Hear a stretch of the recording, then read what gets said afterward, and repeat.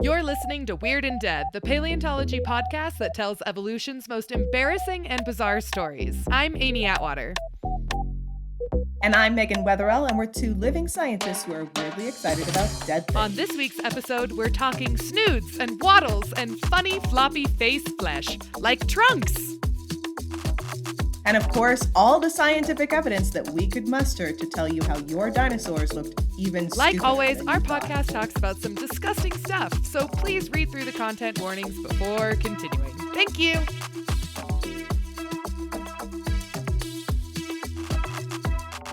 Wow, I'm so excited for today's topic.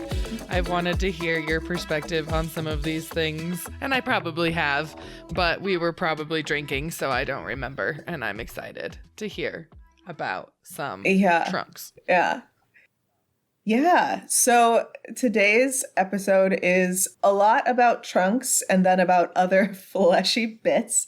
And by trunks, I don't mean like the torso of your body. We're talking about elongated elephant trunks. What about my tree trunk?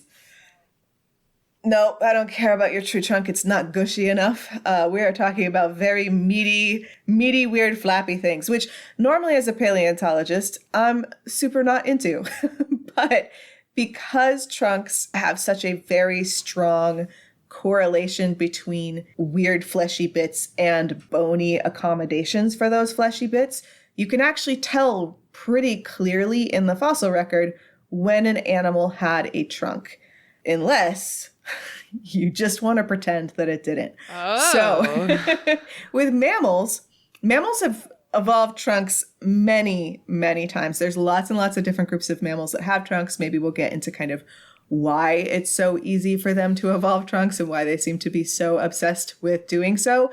But when you go and you look at things like birds and reptiles, it's a lot less common. Not absent, but a lot less common for them to have trunks, especially ones that are like muscular. So like one of the few examples of like a trunk or like a proboscis or some sort of weird smoochy nose would be soft-shelled turtles often will have elongated faces and elongated snouts that they use kind of as snorkels.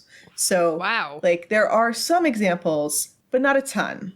But the thing is, when you're looking at a typical trunk, so something like an elephant or a tapir or some of the weird antelopes that we're going to talk about today, in mammals, it's a very like 1-to-1 ratio. They all have what's called nasal retraction. So the bone of their nose basically moves backwards, and they get kind of this big, empty, sloping bit. Because, of course, if you're going to strap a gigantic trunk on your face, you want to also be able to see. So you need to make some space for all of that muscle because you can't just plop it on top of the bone. So they have kind of like this absence of bone to accommodate all of that fleshy bit. So it's a pretty consistent thing where you get often the nasal opening appears bigger as well because there's no nose bones in front of it. They don't have like that muzzle. So the muzzle pulls back, the nose often goes almost with like elephants in particular. That's wwhy some people think that the Cyclops myth started from elephant skulls because elephants basically look like they have one giant eye. And it turns out that is their nose. That's like worse. That's creepier. It's still gross, actually, really. I think I'd take one eye over a trunk coming off of your face that you can move with your own control. I don't know. It's weird. Yeah, when you think too hard about it, trunks are tubes really of flesh. Disturbing. But there's a group of dinosaurs that have very similar characteristics to mammals that have trunks. And I should say, the bony characteristics for a trunk are also very similar in animals that are aquatic, especially like whales and dolphins. They have also moved their nostrils back and up, and that is for a different purpose. They don't have trunks. They've moved it up so they can have the blowhole. But when people first started like noting the fact that sauropod dinosaurs, especially things like Diplodocus, had a big hole on the top of their head that their nose had kind of just retracted all the way up, one of the initial kind of reasonings for that was not trunks, but was that they thought that they were aquatic. and that they were breathing from the top of and their like head. walking under the water, and then they just had this snorkel neck. You know, Yep. I love that. And why Yep. not? Let's do it. Yeah. And I mean, as we're going to see later, trunks also are very helpful Wow. snorkels. So you could have had both. My You could have had God. both of the best worlds. But at this point, we don't think that sauropods were exclusively aquatic. Maybe they were doing some dipping. Maybe they were doing some fucking in lakes, if that's what you're into. But probably they weren't aquatic. So the question is, well, then why did their nose move all the way back up between their eyes? And Diplodocus is kind of like the center for this conversation because Diplodocus has a pretty obvious example. And Diplodocus doesn't have a bony separation between its two nostrils. So it doesn't have like this weird little rib of bone like several other sauropod dinosaurs do. It's just a flat sloping face, and then it has like a hole at the top of their head. There have been paleontologists off and on who have suggested that potentially this might mean that Diplodocus had a trunk, including our favorite paleontological troll, paleontological shit stirrer, Bob Bacher has also written about Diplodocus having potentially a trunk. Of course he's team trunk. He was like, shit, that's such a crazy idea. I should have come up with it. Like, yeah, that's so on brand. So. Yeah. We're going to talk a little bit more about that in a bit, but the whole goal of today is to talk about kind of like some face ornamentation, lips, nostrils, double chins. My angle is definitely going to be the fact that I think that dinosaurs may have looked way more stupid than we're really giving them credit for.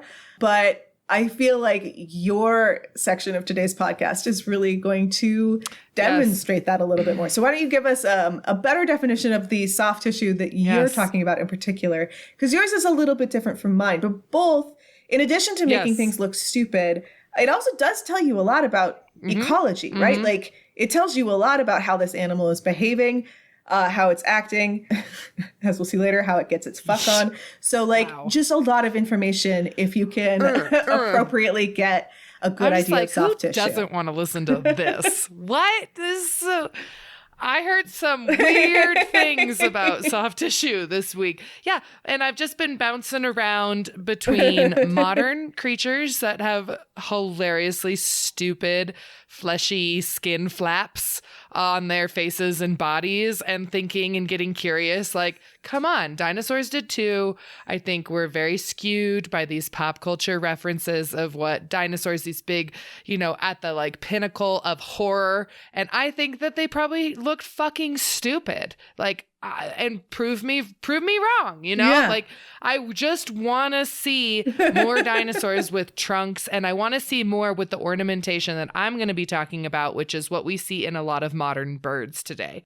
In one of the papers I read, they referred to these structures as labial appendages. So that kind of helps, but it kind of doesn't to me. That means it would be mostly constricting to like the face and mouth. But we're talking about things like caruncles, snoods, waddles, coxcombs, all of these fun things that you can find on a lot of birds. But one of the ones that it goes popped up on your feed all the time if you start Googling this is the turkey. So if you want to go ahead and go over to the link of my images that I have sent to you. Here is our first image of a turkey sporting some of these soft tissue features. Do you want to describe what you're looking at? I'm sure that you guys have seen a picture of a living turkey in the past, but just in case, they have a kind of naked head with some really wrinkly skin that looks kind of like testicles, and it's red. It's Not very always. Red. If your testicles actually look like that, please go to the doctor. But... okay. So this particular image that she's got is a male turkey looking a little bit shocked that he's having he looks kind of like he's actually in, what's that slow-mo, the glam cam that you see on red carpets. It looks like he's like a screenshot from that. He's looking whipping over his shoulder. snood back and forth. And there's, whipping his snood back and forth. Hard. And it's got numbers, and basically it it looks like, I thought that maybe, turkeys just had like one of the weird words that you just mentioned, but it sounds like the caruncles are the crinkly ball skin on the head and neck. Good job. The snood is the flap of erectile tissue, to be precise. The wattle, the wattle is what all of us will get as we age on our neck. So a nice loose skin. The major caruncle is like bigger, wrinkly ball sack that's a little lower than that. And then it's just got something labeled beard, which is not a thing that there's so much distracting flesh. I didn't even realize that they had a beard. So Indeed, that's what I'm looking at. So great job describing this horrifying creature. Honestly, it looks like some Voldemort, And so I've seen caruncle as used to describe specific features. I've also seen it used to encompass all of these terms. So for me, I'm going to call these caruncles. And the definition of that is it refers to a small fleshy growth that is a natural part of the animal's body. In birds, a lot of these caruncles are things such as wattles or dewlaps, combs, cock combs, snoods, and earlobes. Now, I like caruncle. It comes from the Latin term caruncula, which I think is very enjoyable to say, which just means flesh. I also read an interpretation that it... Great baby name. Right? Caruncula. Well, the other one makes that even better. The other interpretation is that it means wart. So a great baby name. I mean... Either way, flesh or wart, both potentially accurate depending on what your baby looks like. So with the snoods, they actually are on their forehead, essentially. And when they are not erect, they are made out of erectile tissue. And so when they get essentially excited, that's when they distend off the nose to the side of the beak here, as you're seeing it. If you scroll down, you can see... That's a face boner? Yes, and if you could scroll down, you can see one that's not erect. So the one above is erect. Oh my God. I just thought that some turkeys had longer snoods than others, but you're telling me that they're growers, not showers. Horrifying. Absolutely horrifying. I didn't either. Need. And, a lot of these are, if we look at why they exist, it's thought very much that there's some sort of ornamentation features by males to attract females. Actually, the bigger and brighter colored the caruncles, the higher the testosterone and better the health of the bird. So they are, again, these visual indicators that really, really are showing health and, choose me as your sexy, sexy mate. It could... They also are thought to help with some sort of thermoregulation because they allow blood to cool more quickly because they have so many more weird, like fleshy fans hanging off that would just naturally cool the blood running through there. Yeah, but they're super strange. And in both males and female turkeys, they both have caruncles. They're usually more pronounced in the male. And again, a lot of times they're actually pale, but during courtship or when he's getting excited, they engorge with blood and become bright red or blue. And they get really, really big and hard because they've got dicks on their faces. And dinosaurs totally could have fucking had this too. Dinosaurs definitely could have done this. We have found some dinosaurs with indicators of these sorts of soft tissue structures. Yes, not to the extent that I desire. I really want to find a T-Rex with an erect snood over his face or her face. But we're not there yet. But I am going to talk about two specimens pretty briefly that have been found with this strange facial soft tissue structures. The first of which is Pelicanmimus, something like that. It is a multi-toothed ornithomimid. Ornithomimids are very bird-like. They look like a fucking ostrich. They're just a dinosaur ostrich, a deep-time ostrich. And this one, Pelicanmimus, had a shit ton of teeth, which is weird because a lot of times they thought that the ornithomimids were pretty derived and moving away from the teeth thing and going to the beak and the very bird situation. Yeah. But this one was really basal. So it was a lower branch of the ornithomimid family tree. It's one of the more earlier groups. So it had tons of teeth, and a specimen that was found in the Cretaceous of Spain has evidence of a throat pouch or a dewlap, or also known as gular skin, which is like the pouch of a fucking pelican. Okay. That's pretty cool. Go ahead and scroll down. I don't like oops, I had an extra page in there. This is what one reconstruction is of Pelicanomimus. What do you see here? I see kind of a very basic looking dinosaur head that has a real big comb on the top of its head. And then it looks like a placenta attached to its neck because they've chosen to make that pretty veiny fold, like very really veiny. Red and veiny looking.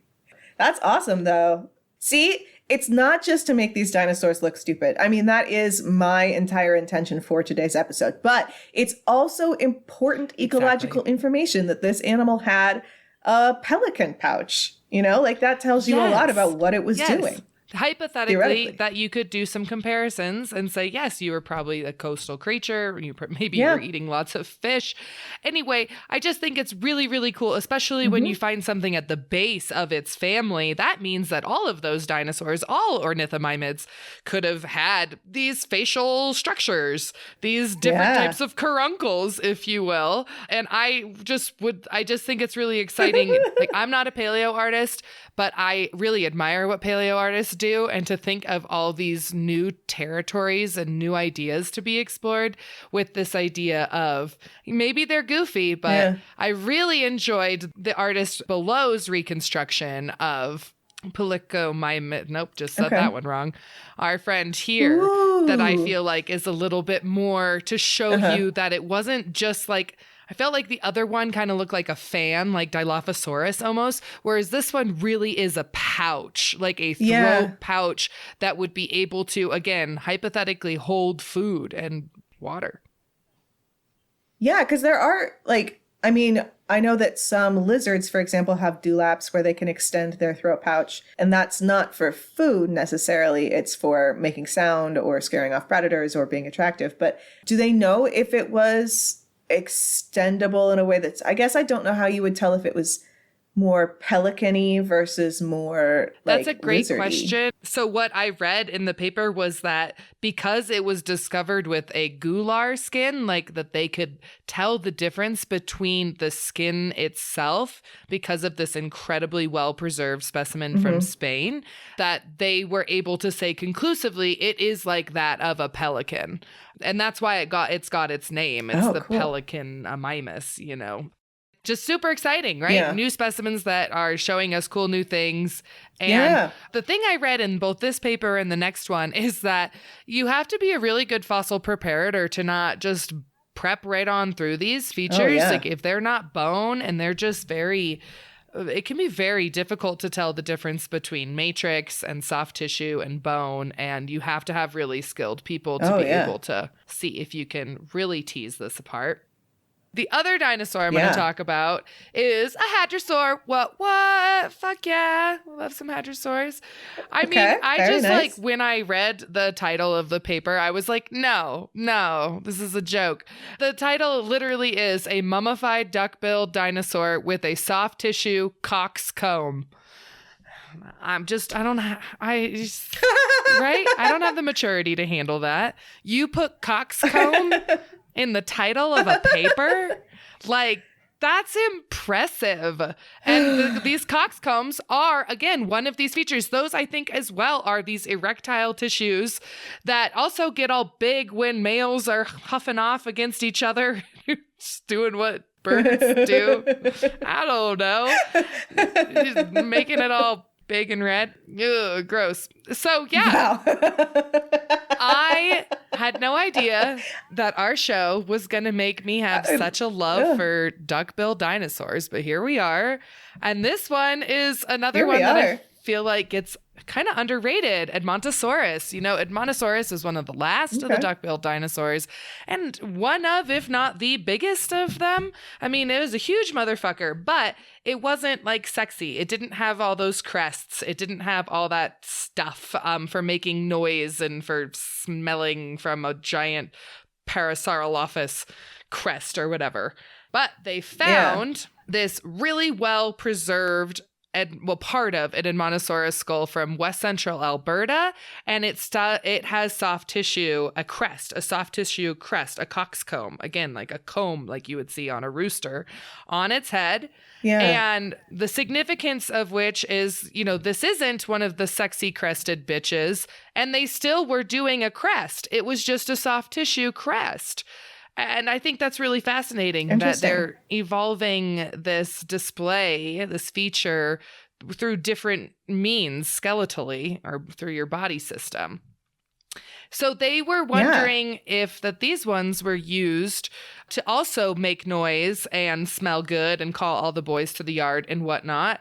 But they apparently didn't find any nasal material. Smell good. Smell bad. Yeah, they want to smell real good. Like, I smell good. How does the coxcomb make you smell good? Because I'm distracted. Oh, okay. Well, I was are we trying to say that these had scent organs? That's what's being debated. That was the question, were they using this before they fully understood what it would have looked like in size and everything? There was a discussion of, so did they use them the same way to make this noise, or to use it's also hypothesized that the crested ones have an olfactory use for them as well, for smelling. So that was the question, but the answer was no, because of, like you're talking about earlier, with the positions of the nasals within the skull. This has to do with the nasal cavities and passageways in the skull, and that they're not going through this soft tissue point at all. They said it would have sucked at defense or combat. They said it was too small to store any good head fat in. I didn't know that was a reason why other things have weird, but I guess a dewlap and stuff like that. Yeah, it is to store weird fat. So they conclude that it was for social signaling or for some sort of sexual selection. And they also think that theropods did it too, especially because when we look at dinosaurs that already have a bunch of skull ornamentations that are bony and do indeed preserve, there's indications that they probably, like you're saying, would have also had soft tissue on top of that to be like the showiest motherfuckers in the room. And it's just, we haven't necessarily found enough theropod material to do that. They also ruled out that it was taphonomy, which is like maybe something happened to that specimen after it died before it was found that made it look like it was soft tissue, but maybe it was just distorted sediment or something. But they found that it was super symmetrical in the crest and that it had clear signs of where it would have been attached to other skin around it. So it's just a really, really interesting thing. And you can go ahead and scroll through a couple specimen photos of where it would have been. They're not very pretty, though. Weird. They're whatever. To the last one, to see this derpy dinosaur reconstruction, which honestly to me is like, I need bigger, guys. I need bigger. I just... You're saying you would not have found this dinosaur sexually attractive? It's way too small. It was, I mean, come on, Edmontosaurus. You're the biggest of the like latest Cretaceous hadrosaurs. Do your thing. Do your things. Like, I want it like Elvis Edmontosaurus. I don't know. I want it showier. But I like the direction we're going. I just really think we are constrained as a society to actually allow ourselves to think about dinosaurs with this sort of like caruncles, like gross, wrinkly fucking wart skin dripping off of their necks. Yeah. I think that's fucking cool. Why aren't we talking about it and showing it? And I think it's because of pop culture. I think it's because we're so just stuck in our ways about what dinosaurs looked like. And a lot of that is nostalgic for people. So it is very, very hard to like open your minds. And I should know because I can't draw for shit. And I really wanted to draw some of this. So I turned to the evil empire of chat or whatever, some AI. And it literally gave me a message where it was like, we're sorry, you're an idiot. And I was like, fuck you. It What did couldn't I do say? it. It couldn't even conceptualize. Okay, I told it. I could scroll through this. Like I kept putting pictures of a super caruncly turkey head, and in the same was a T-Rex and said, blend these. And I'll show you the results I got. But eventually it said this, which is just terrifying. I understand that you would like an image of a velociraptor with facial features similar to a turkey. However, I can't incorporate those features into a velociraptor because they are too specific to turkeys and they don't make any sense on a dinosaur. And I was like, fuck you. That's not your choice to make, ChatGPT. Actually, sorry, this is Google Gemini. Fuck you, Google Gemini. And they went on to say, for example, the snood and wattle are fleshy growths that developed on domesticated turkeys, likely due to selective breedings by humans. These features would have not been present on dinosaurs. So fucking AI is trying to kill my buzz and my joy and just let me feel my like, I'm like, why are you trying to kill my imagination? And I'm frustrated because obviously you've trained on the wrong internet, because there are these features present on dinosaurs, and who knows? Also, birds are dinosaurs. Right. So yes, they are present on dinosaurs. So scroll on through my last pictures on there, and that will conclude my snood mood, my waddle Snood gobble. mood board? Yeah, my snood mood board. I love that. But yeah, I'll post these. I know they're AI, so I'm sure people are, I get it. But it's just fun to get curious. Maybe I'll paint them. My favorite It's also one. It's really good information that, you're still not going to be out of a job because AI can't even conceptualize that maybe Velociraptor looks sillier than it actually was portrayed in Jurassic Park. Exactly. And I think the last image here is like the silliest, most fantastic one that I got it to create. Not only because it has its T-Rex face with a snood that's erect and some caruncles, and it's got the body of a turkey. It also has rainbow feathers. Like, Google Gemini gave up and was like, well, obviously this dinosaur was gay. So here you go. Like, happy Pride. It's a very Pride Month, Thanksgiving mix up. God, and its wings are just, it's a... Oh, well, it doesn't do feet. It doesn't do feet well. Yeah. Yeah. Can't do feet or hands. Yeah. No, let alone dinosaur feet. It looks like it's wearing a ring. Very weird. It's being tracked by me. So I got super excited about these ideas again of these like weird tissues that, again, social signaling, impressing mates, all this cool stuff. Also species recognition, like really, really cool. And we can understand more about ecology, their environment, by learning about these new features. But I just want to hear more about trunks, because they're the weirdest facial feature of them all. Yeah. When you look at like these snoods and waddles and things, I think part of the reason that we can't conceptualize them is that there's really not a lot of like bony correlates, right? Like you can't look at a chin and see an attachment for a waddle. So unless you have exceptional preservation, you're not going to know that it had a big old I think pouch, that's a big part of it. And I kept trying to find osteological indicators of caruncles and snoods. And I didn't have a whole lot of luck. It was some weird stuff. Oh, also, caruncles are also features that we discuss in urethras and eyeballs. So don't Google it like I did. You'll see a bunch of fun stuff. But I am very curious of, what is the sign? I want to go look at a shit ton of domestic turkeys and their skeletons and try to figure out if there's any osteological indicator from the bones that they have these insane saggy wart sacs. Yeah. The difference between this and, of course, trunks is that trunks do have a ton of osteological signatures. Like there's a lot of very obvious signs that you have a trunk.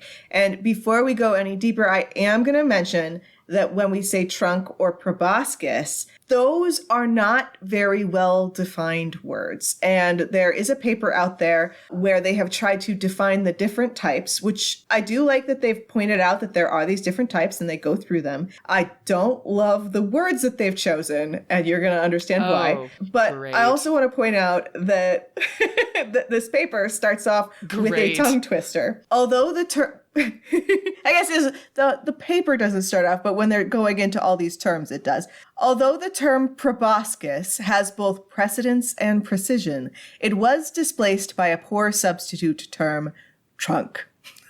Which just doesn't even fucking I did rhyme. say that a couple times actually earlier today to warm up. Yeah, it doesn't rhyme, but it is hard to say. So they point out that like there are different types of these proboscises. That word, by the way, is exactly why I say trunk and not proboscis. Right. It's because trunks is a lot easier to say than proboscises. But they say that we should only call an elephant trunk or a tapir trunk a proboscis because it's got both lip involvement and nose involvement. So, and it's super mobile and they use it to pick up stuff. A tapir, if you have not, or if you're not familiar with that animal, I'm going to talk about a lot of weird animals today that are living. Tapirs are definitely one to Google. If you've never seen one, it's TAPIR. You should also put the word baby in front of that. And that's how I got through graduate school. Even today, I was tearing up looking at some of the Saiga photos because I was like, I remember watching these in between comprehensive exams. So tapirs look kind of like you stapled a trunk to a pig, but the trunk isn't super long. Tapirs are actually more closely related to horses, though, than they are to pigs. And both tapirs and elephants have trunks where they can pick things up and move it. And both their lip muscles and the muscles and like their nasal passageway are involved in the trunk, which is not the case necessarily with everybody else.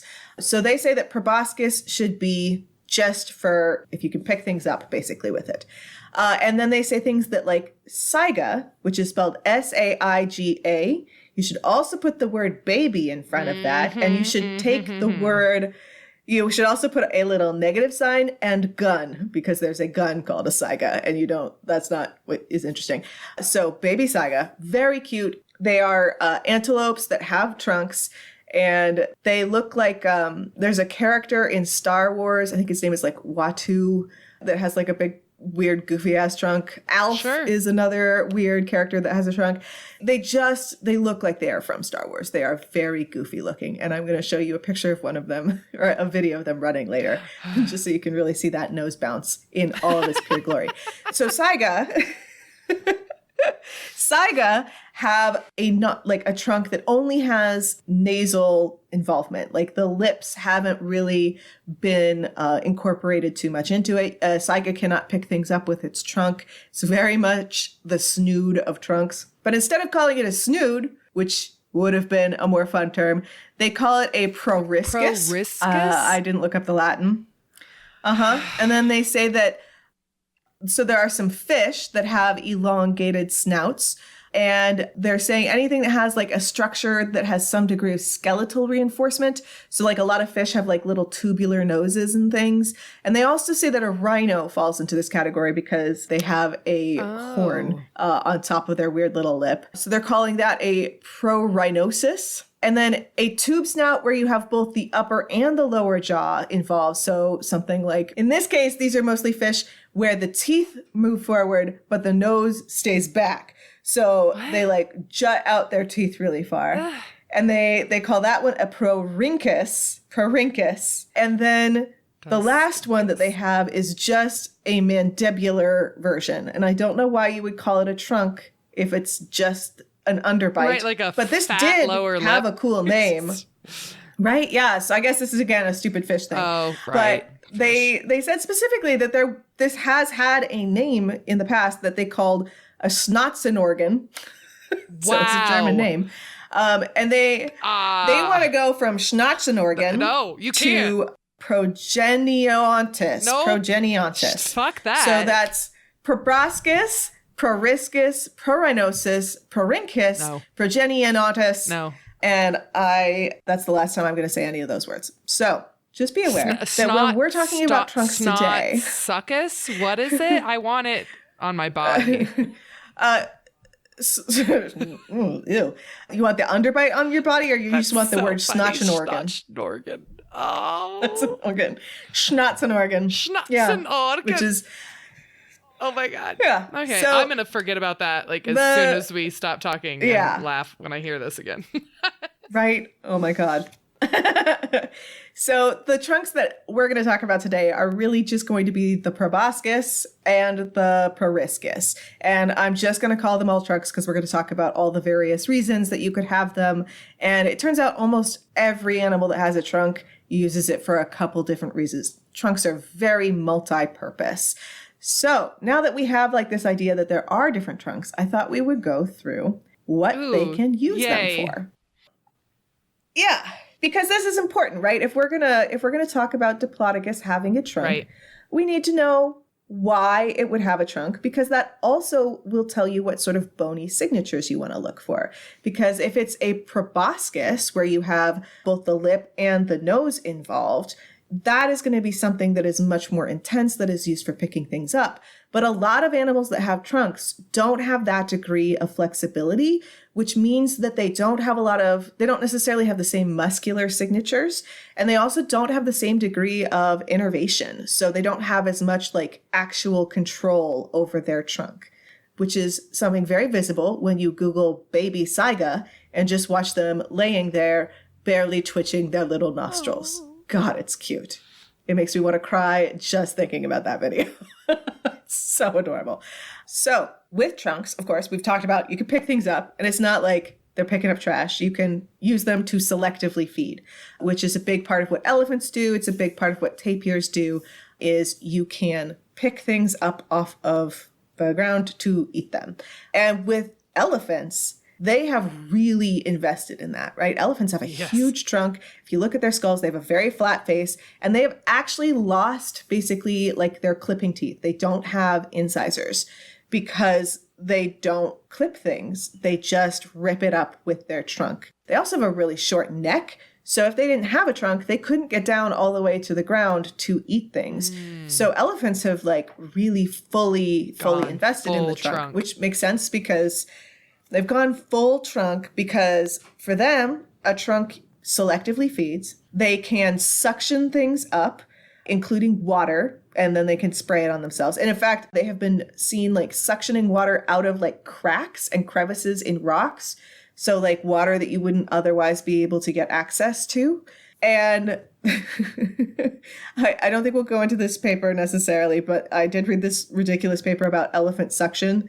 Some facts I want to tell you are that elephants, we now know, can inhale at speeds of over 150 meters per second, which is 30 times the speed of a human sneeze. Does it build? That's a measurement that we have. Wow, that's also how, why, okay. And aren't they like 30 times my size too? I think I'm okay with them sneezing louder than me.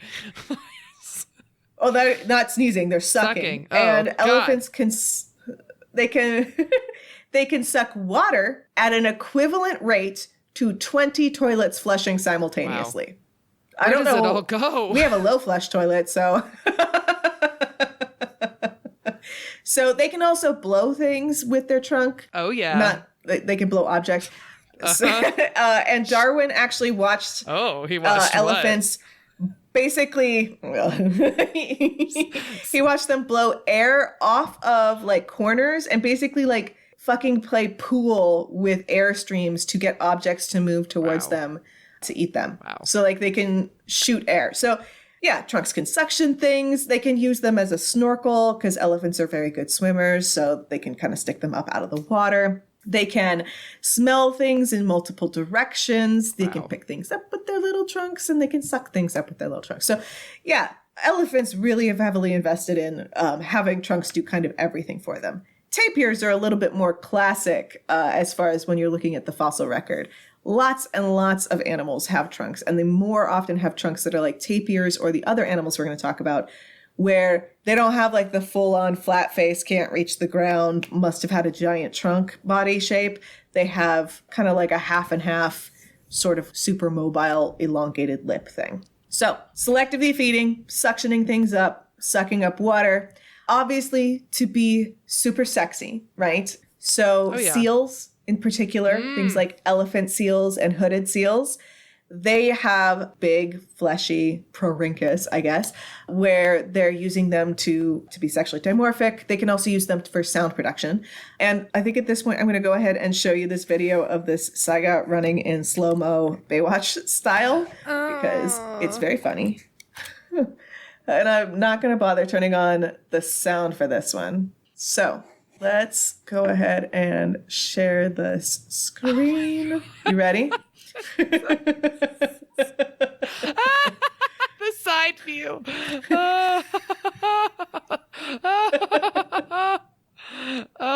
Oh my God, they look so I don't know what it's stupid. doing. It's aggressive. So stupid. I mean, and by that part though, that's like when a little kid is running and they're wearing jeans that are like wet and too long and they're just swimming every time they pick their foot up and it just like flops around. That's this animal's face.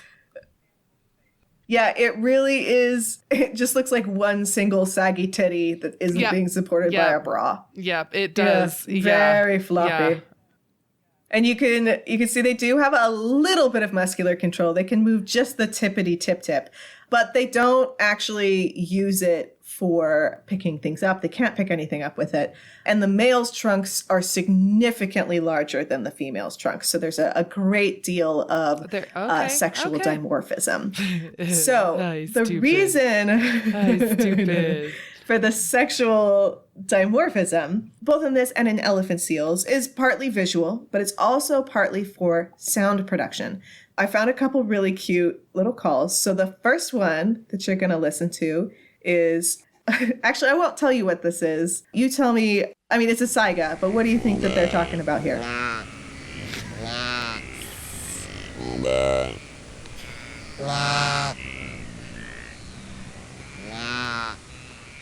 I mean, it sounds very much like there's a higher pitched noise, saiga, that sounds, and then a lower pitched one. And they sound like they're trying to figure out whose turn it is to unload the dishwasher. Yeah, so there is a lower pitched one and a higher pitched one because that is the adorable communication that you might hear between a mother saiga and their baby, because that's them keeping in voice contact. So I guess if you go and you spy on a saiga herd, especially pretty close after the calves are born, you can hear just this symphony of weird snorts. So we're going to compare that I just to... make fart noises with Tracy. I mean, that did sound a little farty. So here, this one's really short, so you're going to have to listen real quick. That was it. That sounded very pig. Like, that was very like I'm a pig looking for some food. I'm looking for food. Yeah, so the word I would use to describe that was a snort. The word that the paper uses to describe it is a roar. Yes. A roar. Now, what I will say is send me this. I will figure out a way to make it my ringtone. It's a good ringtone. Which is funny because I should get that as my ringtone. Never have my phone on ring, but they would be a funny joke. Aww. So that was a male saiga. So that's the beautiful sound that they can produce as the result of having such a big nose. But they do use it pretty extensively for sound production. However, that is not, as it turns out, why necessarily saiga evolved their trunk. So saiga antelope, they live up on like I want to call them the plains, but they're not the plains. They're in like Kazakhstan, up like in the high elevation tundra kind of zones. They travel in very big herds. They travel very extensively. They're migratory. And when they walk and when they run with their head down close to the ground.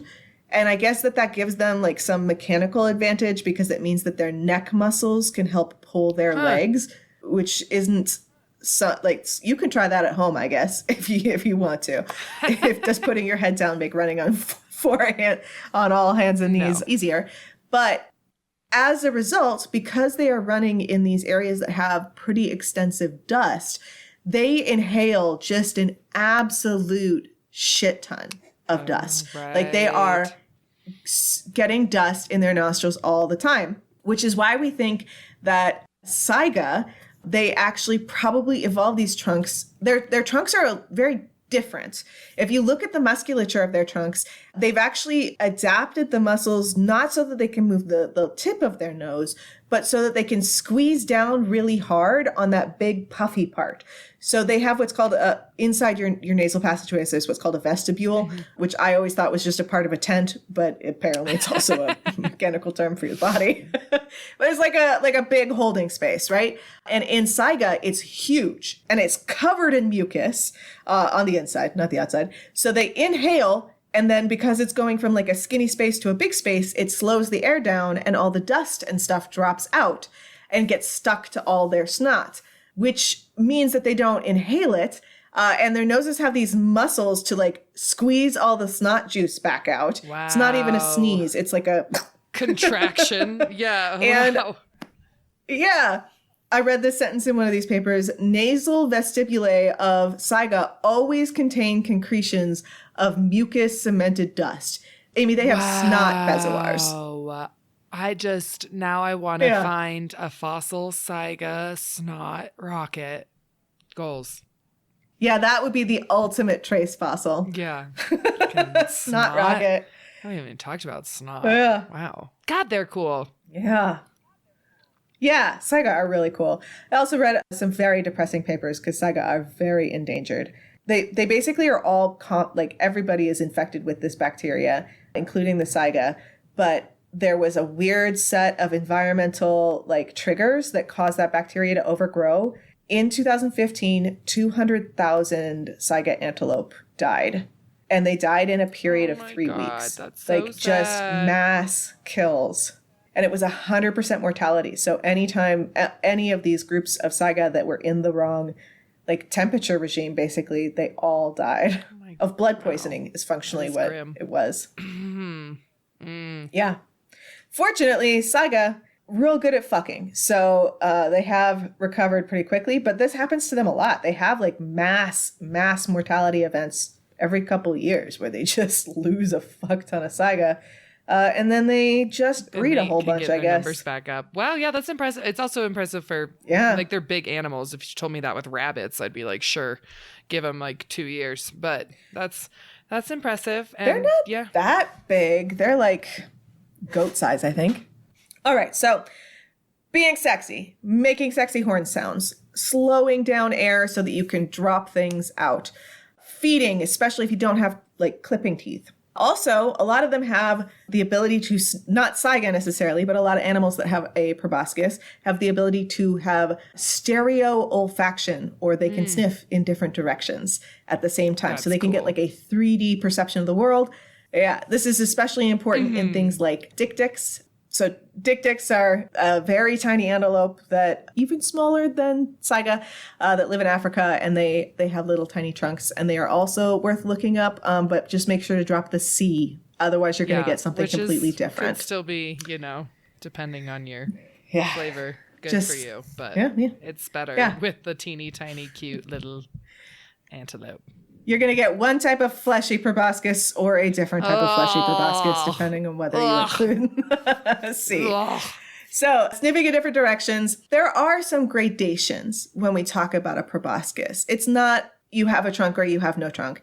It's you have a trunk or you have a really big, weird, fleshy lip. And so moose also get included in this very regularly. So sniffing in different directions is one of the hypothesized uses for the moose's It was dope. Very large, fleshy nose, because their nostrils are actually super far apart, more so than in deer. I guess deer and elk, their nostrils are a little bit more on the front, and in moose, they're a little bit more on the side. So they get a little bit more of this 3D thing. And you want to know what they use that for, Amy? What are they sniffing? They're trail runners.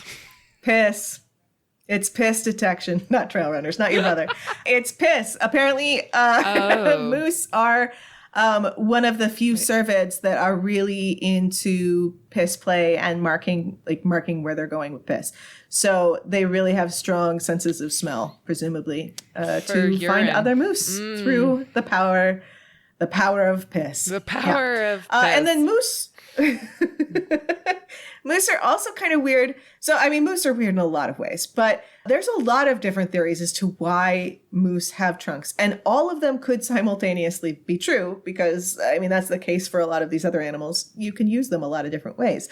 So moose have incredibly good nostril control. They have like extra special muscles and cartilage that can close their nostrils off completely, which is really helpful because moose like to eat underwater, and they actually like to go diving underwater. They can dive down, I think, as deep as like 5 meters, which is why they get eaten by orca whales. What? God, this is some horror shit. Who needs dinosaurs? Do you imagine swimming in a fucking lake and from the depths a moose emerges? 5 meters is a lot. That's a fucking almost 20 feet. Terrifying. They use them to close their nose while diving. But then when another paper theorized that, and I don't think anybody's looked into this, but I guess that moose are pretty front heavy when they dive. So one paper theorized that if they close their nostrils with a whole bunch of air in there, maybe they could make their head into a little air buoy to help keep them kind of supported as they go through the water while swimming. Wow. So literal airheads. You could tell by my tone of voice that I think that might be bullshit. Reach. It seems like a reach, but it is a very funny mental picture. So yeah, these are all really great reasons to have a trunk, which any one of these could potentially apply to Diplodocus, right? Or other dinosaurs. Because the thing is that you don't have to have just a big fleshy elephant trunk on something like a sauropod dinosaur. You can have a weird floppy saiga trunk. You could have a piss detecting nostril system. Any of these could be possible. All right, so I'm gonna go through the reasons why people have said no, Diplodocus didn't have a trunk. And I want you to keep in mind, we've already talked about how those bony correlates include things like your nasals get pulled back if you have like a lot of nerve function to control your proboscis, so like elephants and tapirs. The infraorbital foramen, which is a hole in your skull where your nerves come through to control your lips, that is very big in elephants and tapirs. It is not enlarged in things that do not have a super fleshy trunk. So just keep that in mind as we go, that there's nasal retraction, there's muscle attachments that are visible, and then there's large foramina if you're doing like trunk twerking, essentially. But if you're just doing trunk little wiggles or trunk little jiggles, as the saiga are doing, you don't necessarily need to have a lot of nerve control. Given that in mind, the big arguments against sauropods having trunks, which I also do think are largely rooted in nostalgia, because a trunk on a sauropod dinosaur looks very silly. Yeah. Dinosaurs and most reptiles, just kind of generally, and even birds to a certain extent, don't really seem to have a lot of facial musculature.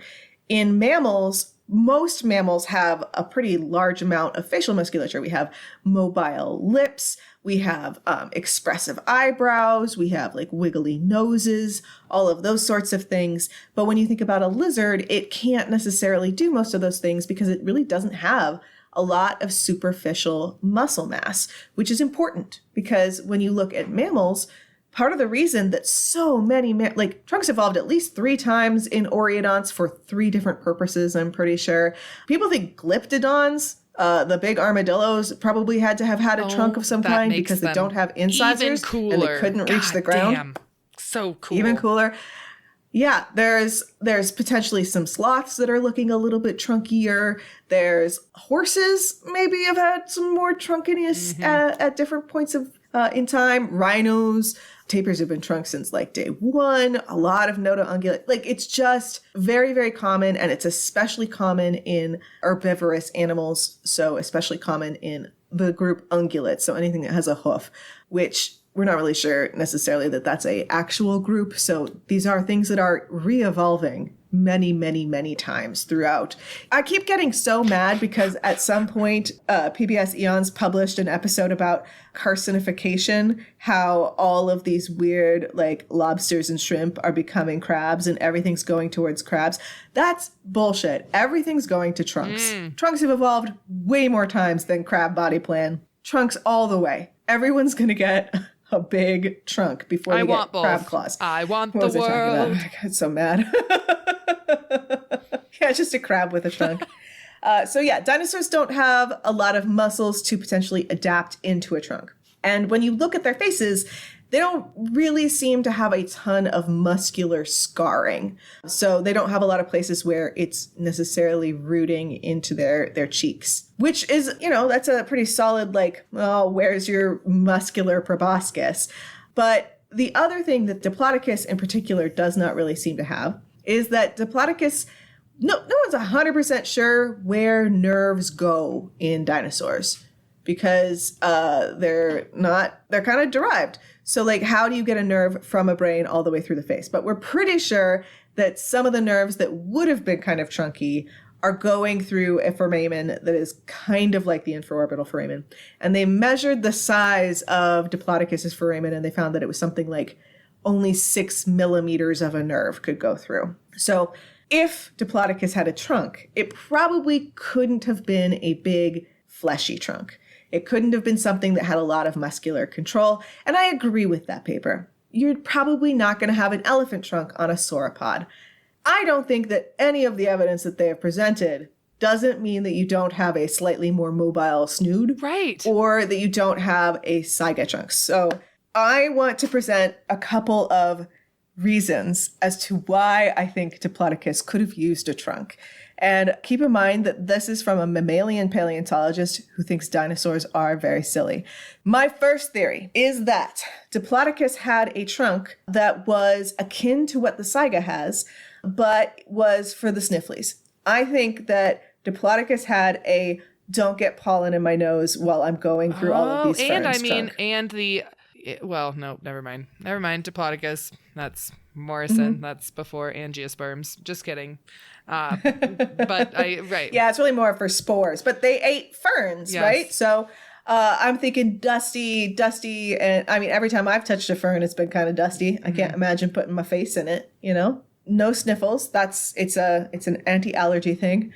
I also wonder if they could have potentially used them for sound production. Right. I don't know how sauropods were communicating. I like to imagine that they were like saiga, where if they're moving in large herds, they have constant communication. My sheep do that all the time. When they're moving in a big group, they're talking to each other with their all of the time. relatively small heads. Does that make generating noise harder? So they've evolved a feature to help amplify the sound because of the constraints of their form. Especially with a super long neck, right? I can't imagine that helps them concentrate lung power to really make a powerful noise. Right. So maybe they needed an extra noise reverberation engine. And then, of course, the classic, to smell piss. I mean, that seems to be a pretty big important feature in some mammals. So, yeah. And I did want to finish off on just that I read this paper that was, oh no, they don't have any of these nerves. They don't have muscles. Haters. Their faces were just bare bone. And then I read another paper where the paper itself didn't really talk too much about it. But then I read the Pop Press article about it. And they just keep mentioning, oh yeah, we didn't really go into it. But that Titanosaur had just so many blood vessels and nerves on the front of its face, so many grooves. It must have had a really mobile lip. And I'm like, it didn't have a fucking lip. It had a mobile fucking trunk. Oh, to sniff piss with. God. How do we get in on this? Yeah. How do I sell my soul? Oh, I don't want to. No. That's why what I say, we figure out the way.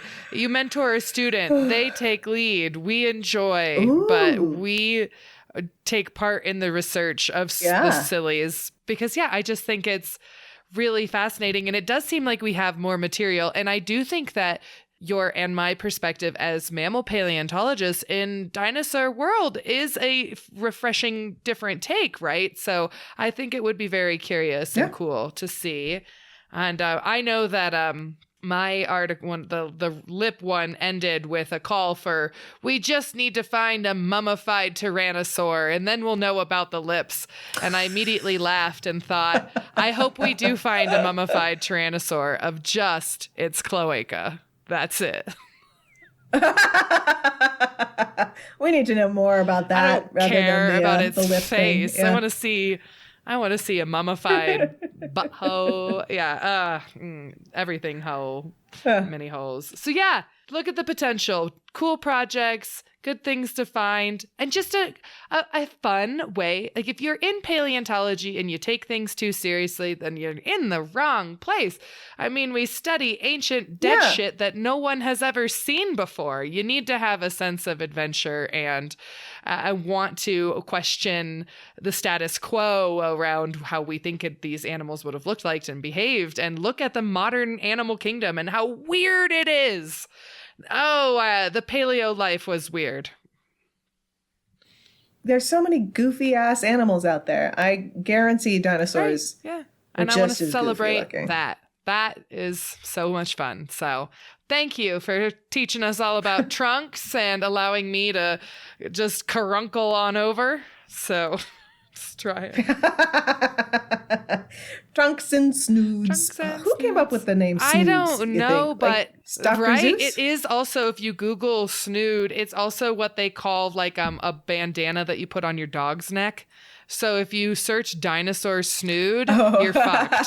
So I had better luck with searching dinosaur caruncle, dinosaur like soft tissue, that kind of thing. Yeah. Coxcomb. Interesting. Yeah. So I guess my final question for you is that I was, listening to the first round edit of last week's podcast, and there was a moment in there where I made a joke about chickens smacking each other with their wattles. Yes. And you went, "Is that how they fight?" So this is true.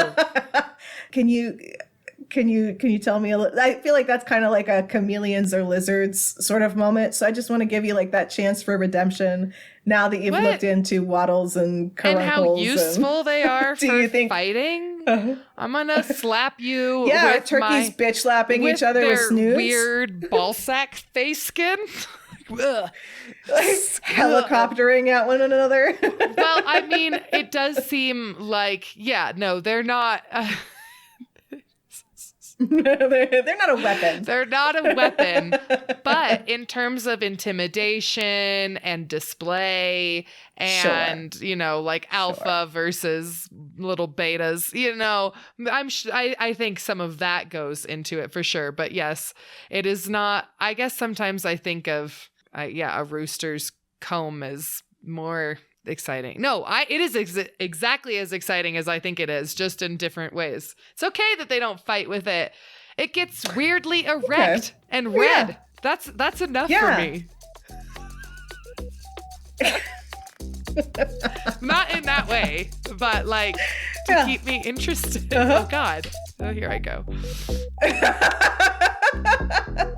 Thank you for listening. If you liked the podcast, be sure to rate and review us on your listening platform of choice. We really appreciate it. If you'd like to hear more and support the show, follow us on Patreon for some exclusive bits or on our various social media platforms. You can follow Amy on Instagram and Megan on Instagram and TikTok at GeoPedalFabric, or both of us at Weird and Dead on Instagram and TikTok. This podcast is part of the Geology Podcasting Network. Produced by the Traveling Cover art provided by Chris Spencer and the hosts.